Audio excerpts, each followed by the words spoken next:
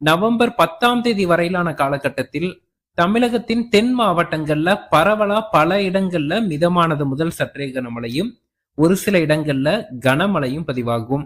குறிப்பா மேற்கு தொடர்ச்சி மலையோர பகுதிகள், திருநெல்வேலி, கன்னியாகுமரி மாவட்டத்தின் மேற்கு தொடர்ச்சி மலையோர பகுதிகள், ஊத்து, நாலுமுக்கு, மாஞ்சோலை போன்ற பகுதிகளில் பலத்த மழைக்கான வாய்ப்புகள் இருக்கு.